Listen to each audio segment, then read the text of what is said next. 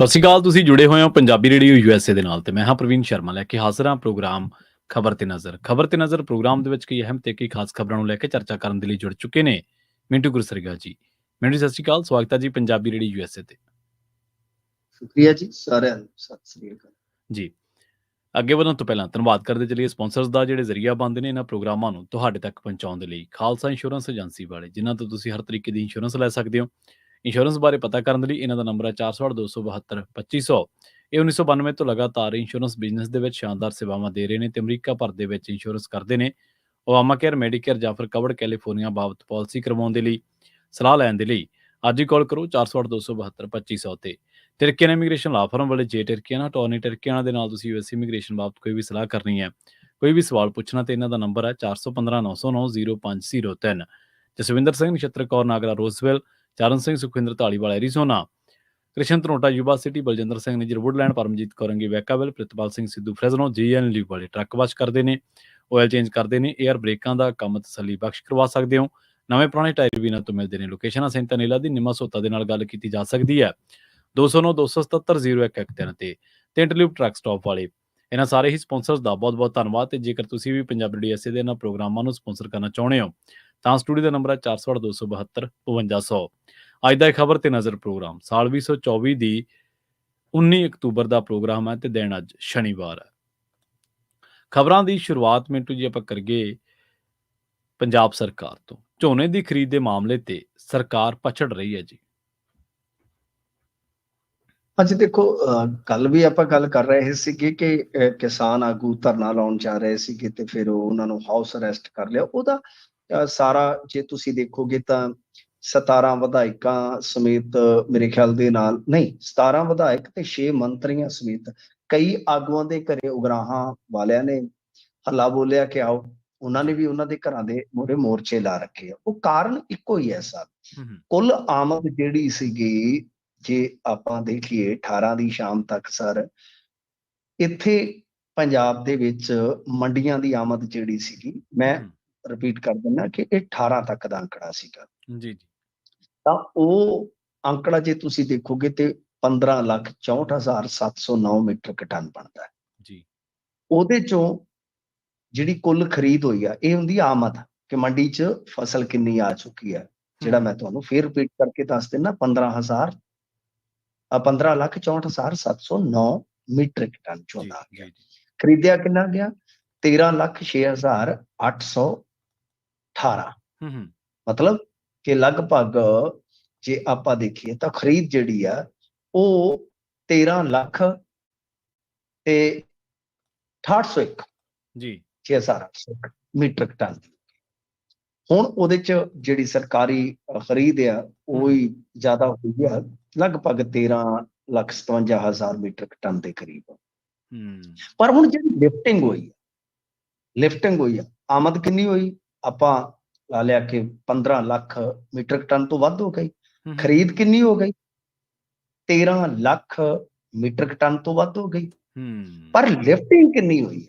Lifting ਹੋਈ ਹੈ sir, ਜੇ ਤੁਸੀਂ ਦੇਖੋਗੇ ਤਾਂ ਬਹੁਤ ਹੀ 1,88,337 ਮੀਟਰ। ਉਹ ਇੰਨਾ ਖੱਪਾ, ਬਿਲਕੁਲ।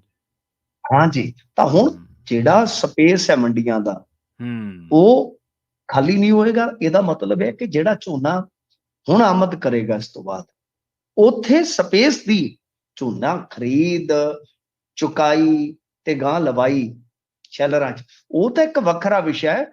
ਹੁਣ ਤੇ ਮੰਡੀਆਂ 'ਚ ਸੁਟਾਈ ਵੀ ਇੱਕ ਚੈਲੰਜ ਬਣ ਜਾਏਗਾ। ਸੋ ਇਸ ਵਾਸਤੇ ਇਹ ਸਮੱਸਿਆ ਜਿਹੜੀ ਹੈ ਉਹ ਅਸੀਂ ਚਿਤਾ ਰਹੇ ਸੀਗੇ ਪਿਛਲੇ 1.5-2 ਮਹੀਨਿਆਂ ਤੋਂ, ਲਗਾਤਾਰ ਚਿਤਾ ਰਹੇ ਸੀਗੇ। ਮੈਂ ਤੇ ਹਰੇਕ ਥਾਂ ਤੇ ਜਿੱਥੇ ਵੀ ਗਿਆ ਵਾਂ, ਜਿਹੜੇ ਵੀ ਮੰਚ ਤੇ, ਕਿ ਇਹ ਸਮੱਸਿਆ ਆਏਗੀ ਤੇ ਮੈਂ ਤੁਹਾਨੂੰ ਅੰਕੜਿਆਂ ਦੇ ਨਾਲ ਦੱਸ ਦਿੱਤਾ ਕਿ ਸਮੱਸਿਆ ਕਿੰਨੀ ਵੱਡੀ ਆ।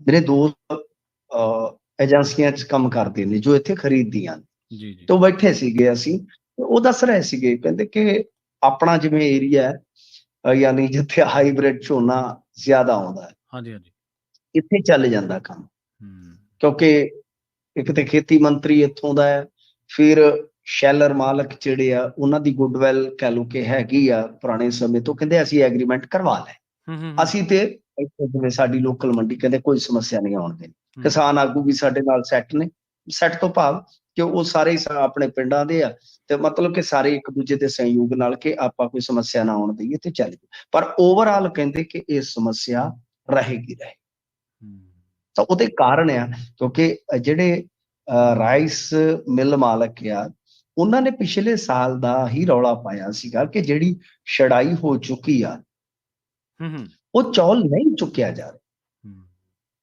ਤਾਂ ਜਿਹੜੇ ਐਸੋਸੀਏਸ਼ਨ ਦੇ ਇਹਨਾਂ ਦੇ ਸੂਬਾਈ ਆਗੂ ਆ, ਉਹ ਤੇ ਰੌਲਾ ਪਾ ਰਹੇ ਸੀ ਕਿ 45,000 ਮੀਟ੍ਰਿਕ ਟਨ ਚੌਲ ਜਿਹੜਾ ਹੈ ਉਹ ਗੋਦਾਮਾਂ ਦੇ ਵਿੱਚ ਹੀ ਪਿਆ, ਕਿਉਂਕਿ ਚੁੱਕਿਆ ਨਹੀਂ ਗਿਆ। ਉਹ ਜਗ੍ਹਾ ਮਤਲਬ ਕਿ ਨਾ ਹੋਣ ਕਰਕੇ ਉੱਥੇ ਪਿਆ, ਤੇ ਉੱਤੋਂ ਹੋਰ ਆ ਗਿਆ।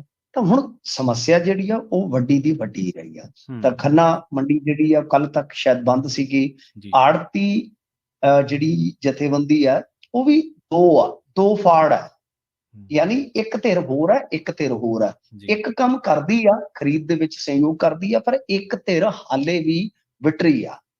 ਤਾਂ ਸਮੱਸਿਆ ਕਈ ਪ੍ਰਕਾਰ ਦੀ ਹੈ। ਠੀਕ ਹੈ, ਲੇਬਰ ਵਾਲੀ ਸਮੱਸਿਆ ਕੁਛ ਹੱਦ ਤੱਕ ਹੱਲ ਹੋ ਗਈ ਸੀ, ਪਰ ਕਹਿ ਲਓ ਕਿ ਸ਼ੈਲਰ ਮਾਲਕਾਂ ਦਾ ਜਿਹੜਾ ਹਾਲੇ ਵੀ ਐਗਰੀਮੈਂਟ ਹੁੰਦਾ, ਕਿਉਂਕਿ ਦੇਖੋ ਸਰ ਕਈ ਚੀਜ਼ਾਂ ਨੇ ਬੁਨਿਆਦੀ ਤੌਰ ਤੇ ਇਹਦੇ ਚ।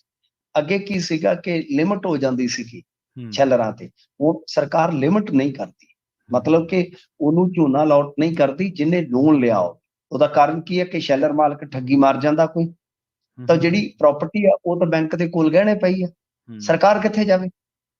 ਮਤਲਬ ਕਿ ਕੁਛ ਤਬਦੀਲੀਆਂ ਨੇ। ਹੁਣ ਦੂਸਰਾ ਕਿ ਐਗਰੀਮੈਂਟ ਕਰਵਾਇਆ ਜਾ, ਹੁਣ ਜਿਹਨੇ ਐਗਰੀਮੈਂਟ ਕਰ ਲਿਆ ਉਹਨੂੰ ਤੇ ਝੋਨਾ ਚੁੱਕਣਾ ਪਵੇਗਾ, ਸਰ ਲਵਾਉਣਾ ਪਵੇਗਾ।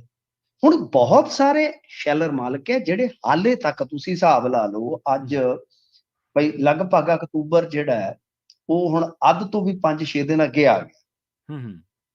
ਜੇ ਆਪਾਂ ਦੇਖੀਏ 19-20 ਆ ਗਿਆ, 5 ਦਿਨ ਅੱਗੇ ਆ ਗਿਆ। ਹਾਂਜੀ, 5 ਦਿਨ ਅੱਗੇ ਆ ਗਿਆ, ਤੁਸੀਂ ਹਿਸਾਬ ਲਾ ਲਓ। ਤਾਂ ਹਾਲੇ ਤੱਕ ਬਹੁਤ ਸਾਰੇ ਸ਼ੈਲਰ ਮਾਲਕਾਂ ਨੇ ਐਗਰੀਮੈਂਟ ਹੀ ਨਹੀਂ ਕੀਤਾ। ਤਾਂ ਤੁਸੀਂ ਸਮਝ ਸਕਦੇ ਹੋ ਕਿ ਸਥਿਤੀ ਕਿੰਨੀ ਜ਼ਿਆਦਾ ਪੰਜਾਬ ਸਰਕਾਰ ਵਾਸਤੇ ਕਸੂਤੀ ਹੋ ਗਈ ਆ। ਜੇ ਮੰਨ ਲਓ ਇਸੇ ਤਰ੍ਹਾਂ ਹੀ ਕੱਲ ਵੀ ਧਰਨੇ ਮੁਜ਼ਾਹਰੇ ਰਹੇ, ਤੇ ਜੇ ਇਸੇ ਤਰ੍ਹਾਂ ਹੀ ਕੰਮ ਚੱਲਦਾ ਰਿਹਾ ਸਨ ਤਾਂ ਜ਼ਿਮਨੀ ਚੋਣ ਤੇ ਜਾਂ ਜ਼ਿਮਨੀ ਚੋਣਾਂ 'ਚ ਬਹੁਤ ਅਸਰ ਪੈ ਸਕਦਾ। ਜੀ ਜ਼ਿਮਨੀ ਚੋਣਾਂ ਤੇ ਤੁਸੀਂ ਕੀ ਅਸਰ ਪੈ ਸਕਦਾ, ਤੇ ਜ਼ਿਮਨੀ ਚੋਣ ਦੇ ਲਈ ਕਾਂਗਰਸ ਦੀ ਗੱਲ ਕਰੀਏ, ਇਹਨਾਂ ਨੇ ਕੋਈ ਨੀਤੀ ਬਦਲੀ ਹੈ ਜੀ? ਦੇਖੋ ਇਹਨਾਂ ਨੇ ਹੁਣ ਟਿਕਟ ਦੇਣ ਦੇ ਮਾਮਲੇ 'ਚ, ਕਿਉਂਕਿ ਗੱਲਾਂ ਹੁਣ ਜ਼ਿਮਨੀ ਚੋਣਾਂ ਦੀਆਂ ਹੀ ਹੁੰਦੀਆਂ ਰਹਿਣਗੀਆਂ ਜਦੋਂ ਤੱਕ ਇਹ ਚੋਣਾਂ ਜਿਹੜੀਆਂ ਉਹ ਡਨ ਨਹੀਂ ਹੋ ਜਾਂਦੀਆਂ। ਸੋ ਸਰ ਗੱਲ ਇਹਦੇ 'ਚ ਇਹ ਆ ਕਿ ਕਾਂਗਰਸ ਅੱਗੇ ਜ਼ਿਆਦਾਤਰ ਕੀ ਕਰਦੀ ਸੀਗੀ ਕਿ ਆਪਣੇ ਪੱਧਰ ਤੇ ਕੁਛ ਨਾਮ ਭੇਜ ਦਿੱਤੇ ਚਾਹਵਾਨਾਂ ਦੇ ਜਾਂ ਕਹਿ ਲਓ ਕਿ ਸਿਫਾਰਸ਼ੀਆਂ ਦੇ, ਤਾਂ ਉਸ ਤੋਂ ਬਾਅਦ ਮਤਲਬ ਕਿ ਨਾਂ ਸਿਲੈਕਟ ਹੋ ਗਿਆ, ਇੱਕ ਅੱਧੀ ਬਗਾਵਤ ਹੋ ਗਈ, ਇਸ ਤਰ੍ਹਾਂ ਮਤਲਬ ਕਿ ਕੰਮ ਜਿਹੜਾ ਸੀਗਾ ਉਹ ਤੁਰਿਆ ਜਾਂਦਾ ਸੀ। ਯਾਨੀ ਜਿਵੇਂ ਮੰਨ ਲਓ ਇੱਕ ਜ਼ਿਲ੍ਹੇ ਚੋਂ 4 ਅਰਜ਼ੀਆਂ ਆ ਗਈਆਂ, ਚਾਹਵਾਨਾਂ ਤੋਂ ਅਰਜ਼ੀਆਂ ਮੰਗ ਲੈਂਦੇ ਸੀ, ਉਸ ਤੋਂ ਬਾਅਦ ਜਿਹੜੀ ਸੂਬਾਈ ਕਮੇਟੀ ਹੁੰਦੀ, ਸਕਰੀਨਿੰਗ ਕਮੇਟੀ ਹੁੰਦੀ ਆ, ਉਹ ਫੈਸਲਾ ਕਰਕੇ ਉੱਤੇ ਭੇਜ ਦਿੰਦੀ, ਉੱਤੋਂ ਮੋਹਰ ਲੱਗ ਜਾਂਦੀ। ਯਾਨੀ ਇਸ ਤਰ੍ਹਾਂ ਦਾ ਇੱਕ ਪ੍ਰੋਸੈਸ ਚੱਲ ਰਿਹਾ ਸੀਗਾ। ਹੁਣ ਹੋਇਆ ਕੀ ਆ ਕਿ ਕਾਂਗਰਸ ਨੂੰ ਇੱਕ ਬਹੁਤ ਵੱਡਾ ਝਟਕਾ ਲੱਗਾ ਸਾਹਿਬ ਹਰਿਆਣੇ 'ਚ ਕੀ ਹੋਇਆ ਸੀਗਾ ਕਿ ਟਿਕਟਾਂ ਦੀ ਵੰਡ ਇਸ ਤਰੀਕੇ ਦੀ ਹੋਈ ਕਿ ਚੌਧਰੀ ਹੁੱਡਾ ਨੂੰ ਇਹਨਾਂ ਨੇ 72 ਸੀਟਾਂ ਦਿੱਤੀਆਂ ਸੀ, ਟਿਕਟਾਂ ਕਹਿ ਲਓ। ਤਾਂ ਉਹ ਬੁਰੀ ਪਲੈਨਿੰਗ ਸਾਬਤ ਹੋਈ, ਕਿਉਂਕਿ ਕੁਮਾਰੀ ਸ਼ੈਲਜਾ ਜਾਂ ਦੂਜੇ ਤੀਜੇ ਜਿਹੜੇ ਇਹਨਾਂ ਦੇ ਵਧੀਆ ਨੇਤਾ ਸੀਗੇ ਉਹ ਗੱਡੀਆਂ ਰਹਿ ਗਏ, ਤੇ ਹੁੱਡਾ ਨੇ ਜ਼ਿਆਦਾਤਰ ਜਿਹੜੇ ਇਹਨਾਂ ਦੇ ਸਿਟਿੰਗ MLA ਸੀਗੇ ਉਹਨਾਂ ਨੂੰ ਸਭ ਰਿਪੀਟ ਕਰਵਾ ਦਿੱਤਾ, ਜਿਨ੍ਹਾਂ ਚੋਂ ਜ਼ਿਆਦਾਤਰ ਚੋਣ ਹਾਰ ਗਏ। ਜਿਹੜੇ ਟਿਕਟਾਂ ਤੋਂ ਵਿਰਵੇ ਰਹਿ ਗਏ, ਵਾਂਝੇ ਰਹਿ ਗਏ, ਉਹ ਬਾਗੀ ਹੋ ਗਏ, ਜਿਨ੍ਹਾਂ ਨੇ 14 ਤੋਂ 17 ਸੀਟਾਂ ਤੱਕ ਦਾ ਨੁਕਸਾਨ ਕਰਵਾ ਦਿੱਤਾ ਸੀ। ਤਾਂ ਇਸ ਕਰਕੇ ਪੰਜਾਬ ਦੀ ਜਿਹੜੀ ਇਕਾਈ ਆ ਉਹਦੇ ਤੋਂ ਸਬਕ ਸਿੱਖ ਕੇ ਚੱਲੋ ਕਿ ਅਸੀਂ ਖਿਲਾਰਾ ਨਾ ਪਵਾਵੇ। ਮਤਲਬ ਇਹ ਗਹਿਮਾ ਗਹਿਮੀ ਤਾਂ ਹੈ, ਜਿਵੇਂ ਤੁਸੀਂ ਡੇਰਾ ਬਾਬਾ ਨਾਨਕ ਤੋਂ ਵੇਖੋਗੇ ਸੁਖਜਿੰਦਰ ਸਿੰਘ ਰੰਧਾਵਾ ਆਪਣੀ ਪਤਨੀ ਵਾਸਤੇ ਲਾਮਬੰਦੀ ਕਰ ਰਹੇ ਨੇ। ਰਾਜਾ ਵੜਿੰਗ ਤੇ ਕੱਲ ਕਹਿ ਗਿਆ ਕਿ ਦੇਖੋ ਅਮਰਤਾ ਬਾਰੇ ਫੈਸਲਾ ਜਿਹੜਾ ਉਹ ਅੰਤਮ ਹਾਈਕਮਾਨ ਨੇ ਲੈਣਾ, ਤਾਂ ਇੱਛਾ ਤੇ ਇਹਨਾਂ ਦੀ ਵੀ ਜਾਗ ਰਹੀ ਹੈ ਨਾ ਸਰ। ਤਾਂ ਵਿਜੇਂਦਰ ਸਿੰਗਲਾ ਜਿਹੜੇ ਆ ਉਹ ਬਰਨਾਲੇ ਤੋਂ ਚਾਰਾ ਮਾਰ ਰਹੇ, ਯਾਨੀ ਇਹ ਸਾਰਾ ਕੁਛ ਹੈ ਜਿਹੜਾ ਰਿਹਾ ਹੈ। ਤਾਂ ਗੱਲ ਇਹ ਆ ਕਿ ਹੁਣ ਇਸ ਮਾਮਲੇ ਦੇ ਵਿੱਚ ਜਿਹੜੀ ਇਹਨਾਂ ਨੇ ਨਵੀਂ ਪਹਿਲ ਕਦਮੀ ਕੀਤੀ ਆ ਕਿ ਬਈ ਕਾਂਗਰਸ ਜਿਹੜੀ ਹੈ ਉਹ ਪੂਰੇ ਜ਼ਿਲ੍ਹੇ ਨੂੰ ਇੱਕ ਇਕਾਈ ਬਣਾ ਕੇ ਜਨਾਬ ਫੀਡਬੈਕ ਲਵੇਗੀ, ਕਿਉਂਕਿ ਕਿਸੇ ਵੀ ਉਮੀਦਵਾਰ ਦਾ ਦਾਅਵਾ ਜਿਹੜਾ ਹੈ ਉਹ ਉਦੋਂ ਮਜ਼ਬੂਤ ਹੁੰਦਾ ਹੈ ਨਾ ਜਦੋਂ ਜਿਹੜੇ ਉਹਨਾਂ ਦੇ ਜ਼ਿਲ੍ਹੇ ਦੇ ਲੋਕ ਕਹਿਣ ਕਿ ਹਾਂ ਯਾਰ ਇਹ ਠੀਕ ਹੈ, ਬੰਦਾ ਜਿੱਤਣ ਦੀ ਸੰਭਾਵਨਾ ਰੱਖਦਾ। ਮਤਲਬ ਕਿ ਕੁਛ ਪੈਂਤੜਾ ਇਹਨਾਂ ਨੇ ਬਦਲਿਆ। ਬਾਕੀ ਹੁਣ 1-2 ਦਿਨਾਂ ਦੇ ਵਿੱਚ ਇਹਨਾਂ ਦੇ ਨਾਮ ਜਿਹੜੇ ਆ ਉਹ ਫਾਈਨਲਾਈਜ਼ ਕਰ ਲਏ ਜਾਣਗੇ ਤੇ ਉਸ ਤੋਂ ਬਾਅਦ ਐਲਾਨ ਹੋ ਜਾਏਗਾ। ਪਰ ਇਹ ਇਹਨਾਂ ਨੇ ਐਤਕੀ ਥੋੜਾ ਜਿਹਾ ਚੌਕਸ ਹੋ ਕੇ, ਵੈਸੇ ਉਹ ਸਭ ਕੁਝ ਚੱਲਦਾ ਹੁੰਦਾ, ਲੌਬਿੰਗ ਵੀ ਹੁੰਦੀ ਹੈ, ਸਿਫਾਰਸ਼ਾਂ ਵੀ ਲੱਗਦੀਆਂ, ਥੈਲੀ ਸ਼ੈਲੀ ਸਭ ਕੁਝ ਚੱਲਦਾ ਰਾਜਨੀਤੀ ਸਾਹਿਬ। ਪਰ ਐਤਕੀ ਹਰਿਆਣੇ ਤੋਂ ਥੋੜਾ ਡਰੇ ਹੋਏ ਆ ਕਿ ਜੇਕਰ ਕੋਈ ਰੰਗ 'ਚ ਭੰਗ ਪੈ ਗਿਆ ਤਾਂ ਮੁਸ਼ਕਲ ਹੋ ਜਾਏ। ਜੀ, ਤੇ ਮਿੰਟੂ ਜੀ ਗੱਲ ਕਰੀਏ ਆਪਾਂ ਕੇਬਲ ਆਪਰੇਟਰਸ ਦੇ ਜਿਹੜਾ ਮਾਮਲਾ ਹੈ ਉਹ ਸੀਬੀਆਈ ਹਵਾਲੇ ਕਰ ਦਿੱਤਾ ਗਿਆ ਜੀ। ਦੇਖੋ ਇਹ ਜਿਹੜਾ ਮਾਮਲਾ ਸੀਗਾ ਇਹ ਦਿਲਚਸਪ ਹੈ, ਕਿਉਂਕਿ ਪਹਿਲੀ ਗੱਲ ਤੇ ਹੈ ਕਿ ਕੇਬਲ ਨੂੰ ਮਾਫੀਆ ਕਿਹਾ ਗਿਆ ਵਾਰ-ਵਾਰ ਕਾਂਗਰਸ ਤੇ ਆਮ ਆਦਮੀ ਪਾਰਟੀ ਬਣੀ ਜਦੋਂ ਅਕਾਲੀ ਰਾਜ ਚੱਲਦਾ ਸੀਗਾ ਭਾਜਪਾ ਦੇ ਨਾਲ ਮਿਲ ਕੇ। ਉਸ ਤੋਂ ਬਾਅਦ ਕਾਂਗਰਸ ਦੇ ਸਿੱਧੂ ਸਾਹਿਬ ਵੀ ਰਹੇ, ਸਥਾਨਕ ਸਰਕਾਰਾਂ ਦੇ ਮੰਤਰੀ ਰੌਲਾ ਪਾਉਂਦੇ ਰਹੇ, ਕੁਛ ਨਹੀਂ ਬਣਿਆ, ਕੱਖ ਨਹੀਂ ਬਣਿਆ। ਤਾਂ ਬਾਅਦ ਚ ਆ ਗਈ ਆਮ ਆਦਮੀ ਪਾਰਟੀ ਦੀ ਸਰਕਾਰ। ਕੇਵਲ ਜਿਹੜਾ ਇੱਕ ਕਿੱਤਾ ਹੈ, ਜਦੋਂ ਅਸੀਂ ਕਿੱਤੇ ਨੂੰ ਮਾਫੀਆ ਕਹਿੰਦੇ, ਮੇਰੇ ਖਿਆਲ ਦੇ ਨਾਲ ਇੱਕ ਨਾ ਇਨਸਾਫੀ ਹੋ ਜਾਂਦੀ ਹੈ, ਕਿਉਂਕਿ ਠੀਕ ਹੈ ਮੋਨੋਪੋਲੀ ਹੁੰਦੀ ਹੈ, ਕੁਝ ਧਿਰਾਂ ਜਿਹੜੀਆਂ ਨੇ ਜਿਹੜੀਆਂ ਸਰਕਾਰ ਦੇ ਨੇੜੂ ਹੁੰਦੀਆਂ ਉਹ ਗਲਬਾ ਪਾ ਕੇ ਬਹੁਤ ਕੁਝ ਗਲਤ ਕਰ ਲੈਂਦੀਆਂ, ਕਰਵਾ ਲੈਂਦੀਆਂ, ਪਰ ਬਹੁਤ ਸਾਰੇ ਲੋਕ ਉਹਦੇ 'ਚ ਇਮਾਨਦਾਰੀ ਨਾਲ ਆਪਣੀ ਰੋਜੀ ਰੋਟੀ ਵੀ ਤਾਂ ਕਮਾਉਂਦੇ ਆ। ਤਾਂ ਇੱਥੇ ਬੱਸ ਮਾਫੀਆ ਕਿਹਾ ਗਿਆ, ਫਲਾਣਾ ਮਾਫੀਆ ਕਿਹਾ ਗਿਆ, ਰੇਤ ਮਾਫੀਆ ਕਿਹਾ ਗਿਆ, ਪਤਾ ਨਹੀਂ ਕਿਆ ਮਾਫੀਆ, ਤੇ ਅੱਜ ਉਹ ਸਾਰਾ ਮਾਫੀਆ ਜਿਹੜਾ ਕੀ ਉਹਦਾ ਕਾਫੀਆ ਕੱਸਿਆ ਗਿਆ।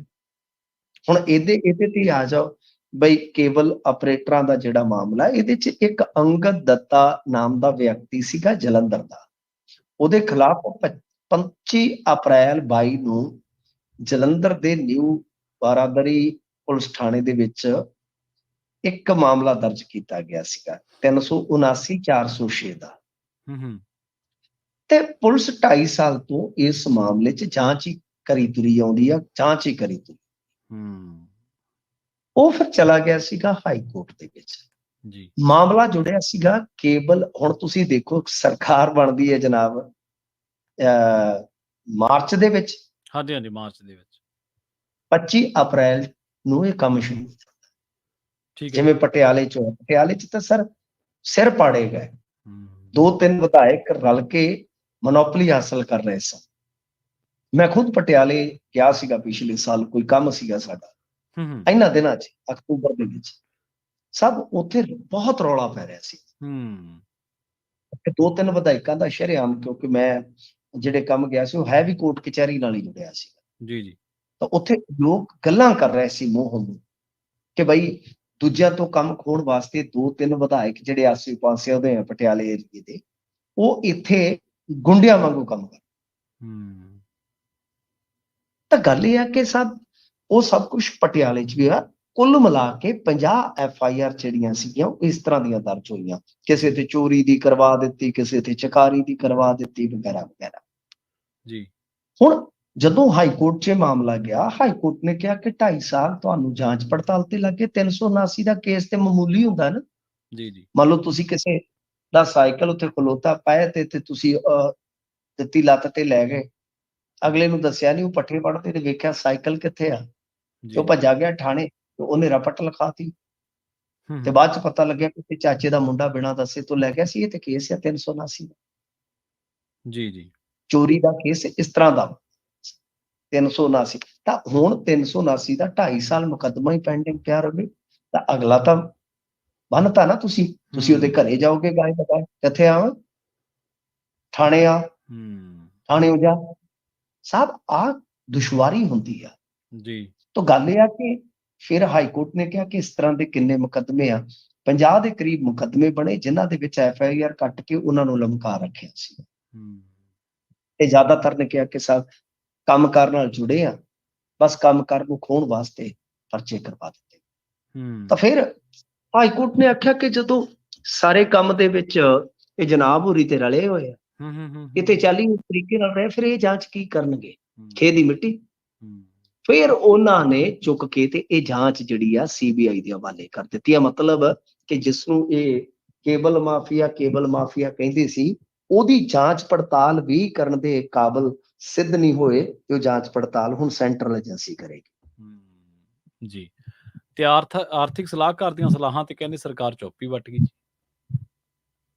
ਦੇਖੋ, ਆਰਥਿਕ ਸਲਾਹਕਾਰ ਜਿਹੜੇ ਇਹਨਾਂ ਦੇ ਲਾਏ ਗਏ ਨੇ ਜਨਾਬ ਮੋਦੀ ਜੀ, ਉਹਨਾਂ ਦੀਆਂ ਕੁਝ ਸਲਾਹਾਂ ਤੇ ਕੱਲ ਖਬਰਾਂ ਬਣੀਆਂ ਸਨ ਕਿ ਉਹਨਾਂ ਨੇ ਮੀਟਿੰਗ ਕੀਤੀ ਆ। ਮਾਨ ਸਾਹਿਬ ਬਾਰੇ ਮੈਂ ਤੁਹਾਨੂੰ ਦੱਸਿਆ ਸੀਗਾ ਕਿ ਮਾਨ ਸਾਹਿਬ ਵੀ 2-3 ਦਿਨ ਤੋਂ ਉੱਥੇ ਹੀ ਸਨ ਦਿੱਲੀ।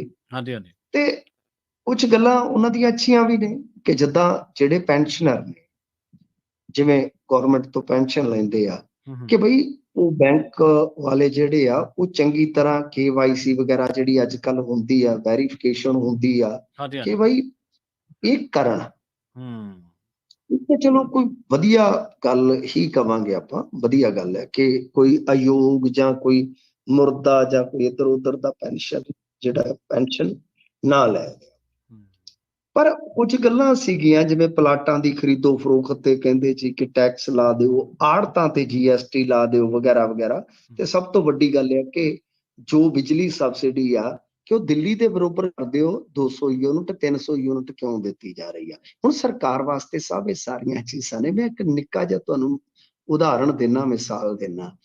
ਆੜਤੀਏ ਹੈਗੇ ਆ 20 ਤੋਂ 25,000, 20 ਤੋਂ 25,000, ਉਹਨਾਂ ਦੇ 4-5 ਮੁਲਾਜ਼ਮ ਹੁੰਦੇ ਨੇ ਨਾਲ। ਸਰ, ਲੱਖ ਗਿਣਤੀ ਇਹ ਹੋ ਗਈ।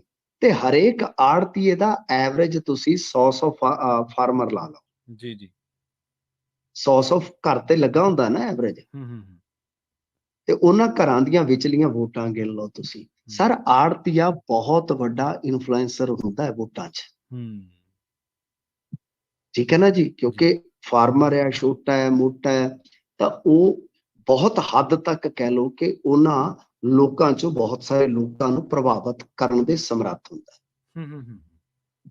ਸੋ ਇਸ ਵਾਸਤੇ ਇਹੋ ਜਿਹਾ ਫੈਸਲਾ ਜਿਹੜਾ ਆ ਉਹ ਕਿਵੇਂ ਲਵੋਗੇ ਤੁਸੀਂ ਆੜਤੀਆਂ ਦੇ ਖਿਲਾਫ? GST ਤੁਸੀਂ ਆਪ ਨਹੀਂ ਨਾਲੇ ਲਾ ਸਕਦੇ ਨਾ ਸਾਹਿਬ। GST ਕੌਂਸਲ 'ਚੋਂ ਤੁਹਾਨੂੰ ਪ੍ਰਵਾਨਗੀ ਲੈਣੀ ਪਊਗੀ ਇਸ ਮੁਤਲਕ ਤੇ ਗੱਲ ਇਹ ਆ ਕਿ ਹੁਣ ਦੇਖੋ ਕਿ ਕੀ ਕਰਦੇ ਆ। ਪਰ ਸਰਕਾਰ ਜਿਹੜੀ ਆ ਉਹ ਚੁੱਪ ਹੀ ਕਰ ਗਈ ਹੈ ਇਹਨਾਂ ਸਲਾਹਾਂ ਤੇ ਕੁਝ ਅਧਿਕਾਰੀ ਜਿਹੜੇ ਆ ਉਹ ਦੱਬੀ ਜੀ ਜ਼ੁਬਾਨ ਨਾਲ ਕਹਿੰਦੇ ਕਿ ਵੇਖੋ ਜੀ, ਗੱਲ ਇਹ ਆ ਕਿ ਇਹ ਸਿਰਫ ਸਲਾਹਾਂ ਨੇ, ਜਸਟ ਸੁਜੈਸ਼ਨਸ ਨੇ, ਕੋਈ ਅਮਲ 'ਚ ਥੋੜੀ ਲਿਆਂਦੇ ਗਏ। ਤਾਂ ਇਹਦਾ ਮਤਲਬ ਹੈ ਕਿ ਉਹ ਡਰ ਰਹੇ ਨੇ। ਪਰ ਹੁਣ ਗੱਲ ਤੇ ਇਹ ਆ ਕਿ ਜਿਹੜੇ ਸਾਡੇ ਕੋਲ ਵਸੀਲੇ ਆ ਉਹਨਾਂ ਤੇ ਤਾਂ ਟੈਕਸ ਲਾ ਕੇ ਜਾਂ ਕੁਝ ਰਿਫਾਰਮਸ ਕਰਕੇ ਖਰਚੇ ਘਟਾ ਕੇ ਅਸੀਂ ਜਾ ਸਕਦੇ, ਪਰ ਨਵੇਂ ਵਸੀਲੇ ਕਿਵੇਂ ਪੈਦਾ ਕੀਤੇ ਜਾਣ, ਇਹ ਇੱਕ ਵੱਡਾ ਚੈਲੰਜ ਆ। ਸੋ ਇਸ ਕਰਕੇ ਇਹਨਾਂ ਸਲਾਹਾਂ ਤੇ ਮੈਨੂੰ ਲੱਗਦਾ ਕਿ ਉਦੋਂ ਤੱਕ ਅਮਲ ਕੀਤਾ ਹੀ ਨਹੀਂ ਜਾ ਸਕਦਾ ਜਦੋਂ ਤੱਕ ਵੋਟ ਮੁਖੀ ਰਾਜਨੀਤੀ ਜਿਹੜੀ ਹੈ ਉਹ ਹੁੰਦੀ ਰਹੇ। ਜੀ ਜੀ, ਬਿਲਕੁਲ। ਤੇ ਵਿਦੇਸ਼ਾਂ ਦੇ ਵਿੱਚੋਂ ਮਿੰਟੂ ਜੀ ਕਹਿੰਦੇ ਵੀਡੀਓ ਤੇ ਗਵਾਹੀ ਹੋ ਸਕਦੀ ਹੈ ਜੀ। ਡਿਸਟਰਬਿੰਗ ਆ ਰਹੀ ਹੈ ਸਾਹਿਬ ਜੀ। ਵਿਦੇਸ਼ਾਂ ਦੇ ਵਿੱਚ ਮਿੰਟੂ ਜੀ ਕਹਿੰਦੇ ਵੀਡੀਓ ਤੇ ਗਵਾਹੀ ਹੋ ਸਕਦੀ ਹੈ ਜੀ। ਜਦੋਂ ਤੁਸੀਂ ਬੋਲਦੇ ਹੋ ਨਾ ਤੇ ਪਿੱਛੋਂ ਖਰੜ ਹੁੰਦੀ ਆ। ਖੈਰ ਚਲੋ, ਮੈਂ ਸਮਾਂ ਪੂਰਾ ਕਰਦਾ। ਤੇ ਗੱਲ ਇਹ ਆ ਕਿ ਦੇਖੋ, ਜਿਹੜਾ ਇਹ ਮਾਮਲਾ ਹੈ ਨਾ, ਇਹਦੇ ਤੇ ਹਾਈ ਕੋਰਟ ਨੇ ਮੋਹਰ ਲਾਈ ਆ। ਇਹਦੇ ਤੇ ਮੋਹਰ ਕਿਉਂ ਲਾਈ ਆ? ਕਿਉਂਕਿ ਕੋਈ ਸੱਜਣ ਸੀਗਾ, ਉਹਨੂੰ ਕਿਹਾ ਗਿਆ ਕਿ ਤੂੰ ਜੇ ਆਨਲਾਈਨ ਗਵਾਹੀ ਦੇਣੀ ਆ, ਸ਼ਾਇਦ ਅਮਰੀਕਾ ਦਾ ਹੀ ਮਾਮਲਾ ਸੀਗਾ, ਕਿ ਤੂੰ ਜੋ ਅੰਬੈਸੀ ਵਗੈਰਾ ਹੁੰਦੀਆਂ, ਕੌਂਸਲੇਟ ਵਗੈਰਾ ਹੁੰਦੇ ਆ, ਕਿ ਤੁਸੀਂ ਉੱਥੇ ਜਾਓ ਤੇ ਉਹਦੇ ਥਰੂ ਗਵਾਹੀ ਦਿਓ। ਤਾਂ ਜਦੋਂ ਉਸ ਸ਼ਖਸ ਨੇ ਹਾਈ ਕੋਰਟ ਤੱਕ ਪਹੁੰਚ ਕੀਤੀ ਕਿ ਬਈ ਗੱਲ ਇਹ ਆ ਕਿ ਟ੍ਰਾਇਲ ਕੋਰਟ ਦੇ ਵਿੱਚ ਮੈਂ ਪੇਸ਼ ਹੋਣਾ, ਇਹ ਕਹਿ ਰਹੇ ਆ ਕਿ ਜੋ ਮਤਲਬ ਕਿ ਸਫਾਰਤਖਾਨਾ ਉਹਦੇ ਥਰੂ ਹੋਇਆ ਜਾਵੇ, ਮੇਰੀ ਮਜਬੂਰੀ ਹੈ। ਤਾਂ ਉਹਨਾਂ ਨੇ ਕੋਈ ਵੀ ਮਜਬੂਰੀ ਦੱਸੀ ਹੋਏਗੀ। ਉਸ ਤੋਂ ਬਾਅਦ ਹਾਈ ਕੋਰਟ ਨੇ ਇੱਕ ਨਵੇਂ ਸਿਰੇ ਤੋਂ ਗੱਲ ਤੈਅ ਕਰ ਦਿੱਤੀ। ਇਹ ਕੋਈ ਨਵਾਂ ਸ਼ਹਿਰ ਤੋਂ ਸਨ ਕੁਲਵੀਰ ਜੀ, ਜਿਨ੍ਹਾਂ ਨੇ ਹਾਈ ਕੋਰਟ ਪਹੁੰਚ ਕੀਤੀ ਸੀਗੀ। ਤਾਂ ਹੁਣ ਇੱਕ ਨਵੇਂ ਸਿਰੇ ਤੋਂ ਆਰਡਰ ਦੇ ਦਿੱਤਾ ਹੈ ਹਾਈ ਕੋਰਟ ਨੇ ਕਿ ਦੇਖੋ, ਇਹ ਆ ਕਿ ਕਿਸੇ ਕਿਸਮ ਦਾ ਗਵਾਹ ਤੇ ਕੋਈ ਦਬਾਅ ਨਾ ਹੋਵੇ। ਅਦਰਵਾਈਜ਼ ਉਹ WhatsApp ਜਰੀਏ ਜਾਂ ਜਿਵੇਂ ਮਰਜ਼ੀ ਜੋ ਵੀ ਹੀਲਾ ਵਸੀਲਾ ਵਰਤਦਾ ਹੈ, ਉਹ ਕੋਰਟ ਦੇ ਵਿੱਚ ਆਪਣੀ ਵੀਡੀਓ ਕਾਨਫਰੰਸਿੰਗ ਦੇ ਜ਼ਰੀਏ ਗਵਾਹੀ ਦੇ ਸਕਦਾ ਹੈ। ਤਾਂ ਜੀ ਇਹ ਇੱਕ ਵੱਡੀ ਰਾਹਤ ਹੈ, ਕਿਉਂਕਿ ਜਿਹੜਾ ਹਾਈ ਕੋਰਟ ਦਾ ਫੈਸਲਾ ਹੁੰਦਾ ਹੈ ਨਾ ਸਰ, ਉਹ ਕਿਸੇ ਇੱਕ ਕੇਸ ਤੇ ਲਾਗੂ ਨਹੀਂ ਹੁੰਦਾ।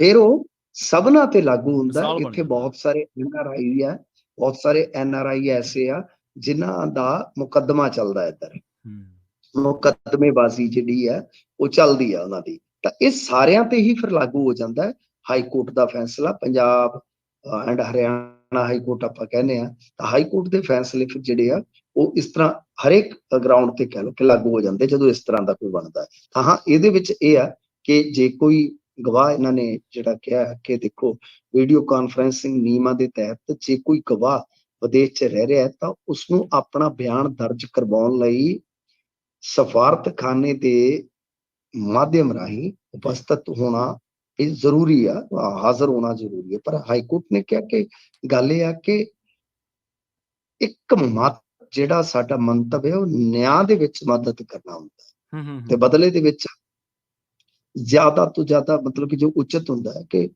ਉਹ ਇਹ ਤੈਅ ਕਰੇ ਕਿ ਗਵਾਹ ਨੂੰ ਕਠਿਨਾਈਆਂ ਨਾ, ਠੀਕ ਹੈ ਨਾ ਜੀ। ਸੋ ਇਸ ਕਰਕੇ ਇਸ ਮਾਮਲੇ ਦੇ ਵਿੱਚ ਉਹਨਾਂ ਨੇ ਟ੍ਰਾਇਲ ਕੋਰਟ ਦੇ ਵਿੱਚ ਪੇਸ਼ ਹੋਣ ਲਈ ਵੀਡੀਓ ਕਾਨਫਰੰਸਿੰਗ ਦੀ ਛੋਟ ਦੇ ਦਿੱਤੀ ਹੈ। ਤਾਂ ਮੇਰੇ ਖਿਆਲ ਦੇ ਨਾਲ ਇਹ, ਜਿਵੇਂ ਮੈਂ ਕਿਹਾ ਕਿ ਦੂਜੇ ਮੁਕੱਦਮਿਆਂ ਤੇ ਵੀ ਇਹਨਾਂ ਚੀਜ਼ਾਂ ਦਾ ਡੈਫੀਨਿਟਲੀ ਪ੍ਰਭਾਵ ਜਿਹੜਾ ਉਹ ਪੈਂਦਾ ਹੁੰਦਾ, ਕਿਉਂਕਿ ਇੱਕ ਮਾਮਲੇ 'ਚ ਜੇ ਛੂਟ ਮਿਲ ਗਈ ਤਾਂ ਸਮਝ ਲਓ ਦੂਜੇ ਮਾਮਲਿਆਂ 'ਚ ਵੀ ਛੂਟ ਜਿਹੜੀ ਆ ਉਹ ਲਈ ਜਾ ਸਕਦੀ ਹੈ। ਜੀ ਜੀ। ਤੇ ਕੇਂਦਰੀ ਮੰਤਰੀ ਦੇ ਘਰਦਿਆਂ ਤੇ ਕੇਸ ਦਰਜ ਹੋ ਗਿਆ ਮਿੰਟੂ ਜੀ? ਹਾਂਜੀ, ਦੇਖੋ ਇਹ ਇੱਕ ਬੜਾ ਗੰਭੀਰ ਮਾਮਲਾ ਹੈ। ਇਹਦੇ ਵਿੱਚ ਇਹ ਆ ਕਿ ਕਰਨਾਟਕ 'ਚ ਇੱਕ ਮਾਮਲਾ ਦਰਜ ਕੀਤਾ ਗਿਆ ਹੈ। ਸਾਬਕਾ ਵਿਧਾਇਕ ਦੇਵਵੰਤ ਫੂਲ ਸਿੰਘ ਚੌਹਾਨ ਤੇ ਉਹਨਾਂ ਦੀ ਪਤਨੀ ਸੁਨੀਤਾ ਚੌਹਾਨ, ਇਹਨਾਂ ਦੀ ਸ਼ਿਕਾਇਤ ਹੈ। ਸੌਰੀ, ਜਿਹੜੇ ਸਾਬਕਾ ਵਿਧਾਇਕ ਹੈ ਦੇਵਵੰਤ ਫੂਲ ਸਿੰਘ ਚੌਹਾਨ ਤੇ ਉਹਨਾਂ ਦੀ ਪਤਨੀ ਸੁਨੀਤਾ ਚੌਹਾਨ, ਇਹਨਾਂ ਦੀ ਸ਼ਿਕਾਇਤ ਤੇ ਕੇਂਦਰੀ ਮੰਤਰੀ ਹੈ ਜਿਹੜੇ ਪ੍ਰਹਲਾਦ ਜੋਸ਼ੀ, ਜਿਨ੍ਹਾਂ ਨੂੰ ਮਿਲ ਕੇ ਆਏ ਆ ਪਿਛਲੇ ਦਿਨੀ, ਤੁਹਾਨੂੰ ਯਾਦ ਹੋਣਾ, ਮਾਨ ਸਾਹਿਬ, ਜਿਨ੍ਹਾਂ ਨੂੰ ਖਤ ਲਿਖਿਆ ਗਿਆ। ਤਾਂ ਇਹ ਕਹਿ ਲਓ ਕਿ ਹੁਣ ਝੋਨੇ ਦੀ ਚੁਕਾਈ ਵਗੈਰਾ ਵਾਸਤੇ ਸਮਰੱਥ ਨੇ। ਤਾਂ ਇਹਨਾਂ ਦੇ ਭਰਾਤਾ ਦਾ ਨਾਮ ਆ ਗੋਪਾਲ ਜੋਸ਼ੀ, ਭੈਣ ਦਾ ਨਾਮ ਆ ਵਿਜੇ ਲక్ష్ਮੀ। ਇਹਨਾਂ ਦੇ ਖਿਲਾਫ ਜਿਹੜਾ ਮੁਕੱਦਮਾ ਦਰਜ ਹੋਇਆ ਉਹਦੇ 'ਚ ਦੋਸ਼ ਇਹ ਲਾਇਆ ਗਿਆ ਸੁਨੀਤਾ ਵੱਲੋਂ, ਜੋ ਬੀਬੀ ਜੀ ਹੈ, ਉਹ ਕਹਿੰਦੇ ਕਿ ਮਾਰਚ ਵਿੱਚ ਉੱਤਰੀ ਕਰਨਾਟਕ ਦੇ ਹੁਬਲੀ ਸਥਿਤ ਜਿਹੜੇ ਗੋਪਾਲ ਜੀ ਦੇ ਘਰ ਦੇ ਵਿੱਚ ਇੱਕ ਮੀਟਿੰਗ ਹੁੰਦੀ ਆ, ਜਿੱਥੇ ਗੋਪਾਲ ਨੇ ਉਹਨਾਂ ਨੂੰ ਮਈ 'ਚ ਲੋਕ ਸਭਾ ਚੋਣਾਂ ਜਿਹੜੀਆਂ ਆ ਰਹੀਆਂ ਸੀਗੀਆਂ, ਟਿਕਟ ਦਿਵਾਉਣ ਦਾ ਵਾਅਦਾ ਕੀਤਾ ਸੀਗਾ। ਫਿਰ ਉਹ ਅੱਗੇ ਕਹਿੰਦੇ ਕਿ ਗੋਪਾਲ ਦੇ ਕਹਿਣ ਤੇ ਵਿਜੇ ਲక్ష్ਮੀ ਦੇ ਬਗੇਸ਼ਵਰ ਨਗਰ ਸਥਿਤ ਰਿਹਾਇਸ਼ ਤੇ 25 ਲੱਖ ਰੁਪਏ ਜਿਹੜੇ ਆ ਪਹੁੰਚਦੇ ਕੀਤੇ ਗਏ ਤੇ ਬਾਅਦ 'ਚ ਗੋਪਾਲ ਨੂੰ 2.25 ਕਰੋੜ ਰੁਪਈਆ ਦਿੱਤਾ ਗਿਆ ਤੇ ਬਾਅਦ 'ਚ ਸਾਨੂੰ ਟਿਕਟ ਨਹੀਂ ਮਿਲੀ। ਜਦੋਂ ਪੈਸੇ ਮੋੜਨ ਦੀ ਗੱਲ ਕੀਤੀ ਗਈ ਤੇ ਫਿਰ ਇਹਨਾਂ ਨੇ ਕਹਿ ਲਓ ਕਿ ਕਿਹਾ ਕਿ ਨਹੀਂ, ਯਾਨੀ ਇਹਨਾਂ ਨੇ ਪੈਰਾਂ ਤੇ ਪਾਣੀ ਨਹੀਂ ਪੈਣ ਦਿੱਤਾ। ਬਹੁਤ ਮਾਮਲਾ ਗੰਭੀਰ ਹੈ। ਇੱਕ ਤੇ ਹੈ ਕਿ 2 ਕਰੋੜ 'ਚ ਸੌਦਾ ਹੋਇਆ ਟਿਕਟ ਦਾ, ਤਾਂ ਹੁਣ ਤੁਸੀਂ ਸੋਚੋ ਕਿ 2 ਕਰੋੜ 'ਚ ਅਗਲੇ ਨੇ ਟਿਕਟ ਲਈ ਆ, 5-7 ਕਰੋੜ ਉਹ ਖਰਚ ਕਰੂਗਾ, 10 ਕਰੋੜ ਰੁਪਏ ਦੇ ਕਰੀਬ ਬਿੱਲ ਬਣੂਗਾ ਤੇ 5 ਸਾਲਾਂ 'ਚ ਉਹ ਫਿਰ ਕੋਈ ਭਜਨ ਕੀਰਤਨ ਕਰਨ ਥੋੜੀ ਆਊਗਾ। 5 ਸਾਲਾਂ 'ਚ ਕਿ ਉਹ ਭਜਨ ਬੰਦਗੀ ਥੋੜੀ ਕਰੂਗਾ ਬੈਠਾ। ਦੂਜੀ ਗੱਲ ਆ ਕਿ ਕੇਂਦਰੀ ਮੰਤਰੀ ਦਾ ਭਰਾ ਤੇ ਭੈਣ ਪੈਸੇ ਲੈ ਰਹੇ ਆ, ਭਾਵੇਂ ਉਹ ਕਿਸੇ ਅਹੁਦੇ ਤੇ ਹੈ ਜਾਂ ਨਹੀਂ, ਤਾਂ ਉਹ ਕਿਸ ਤਾਕਤ ਨਾਲ ਪੈਸੇ ਲੈ ਰਹੇ। ਇਹ ਬਹੁਤ ਵੱਡਾ ਮਸਲਾ। ਪਰ ਤੁਸੀਂ ਦੇਖੋਗੇ ਇੰਡੀਅਨ ਮੀਡੀਆ ਦੇ ਵਿੱਚ ਇਸ ਚੀਜ਼ ਨੂੰ ਲੈ ਕੇ ਖਾਮੋਸ਼ੀ ਆ। ਅਸੀਂ ਕਿਸੇ ਤਰੀਕੇ ਨਾਲ ਇਹ ਹਾਸਲ ਕੀਤੀ ਖਬਰ ਤੇ ਆਪਣੀ ਆਡੀਅנס ਤੱਕ ਪਹੁੰਚਦੀ ਕੀਤੀ ਹੈ, ਪਰ ਮੇਨ ਸਟ੍ਰੀਮ 'ਚ ਐਡੀ ਵੱਡੀ ਠੱਗੀ ਦਾ ਮਸਲਾ ਜਿਹੜਾ ਉਹ ਗਾਇਬ ਹੈ। ਜੀ। ਤੇ ਮਿੰਟੂ ਜੀ, ਤੁਹਾਡੇ ਇਹਨਾਂ ਖਾਸ ਖਬਰਾਂ ਤੇ ਖਾਸ ਜਾਣਕਾਰੀਆਂ ਦੇ ਲਈ, ਸਾਂਝੀਆਂ ਕਰਨ ਦੇ ਲਈ ਜਾਣਕਾਰੀਆਂ, ਬਹੁਤ ਬਹੁਤ ਧੰਨਵਾਦ ਜੀ। ਸ਼ੁਕਰੀਆ ਜੀ। ਪ੍ਰੋਗਰਾਮ ਖਬਰ ਤੇ ਨਜ਼ਰ ਨੂੰ ਆਪਾਂ ਇੱਥੇ ਸਮਾਪਤ ਕਰਾਂਗੇ। ਤੁਹਾਡਾ ਸਾਰਿਆਂ ਦਾ ਵੀ ਬਹੁਤ ਧੰਨਵਾਦ। ਸਤਿ ਸ਼੍ਰੀ ਅਕਾਲ। ਜੁੜੇ ਰਹੋ ਪੰਜਾਬੀ ਰੇਡੀਓ USA ਦੇ ਨਾਲ।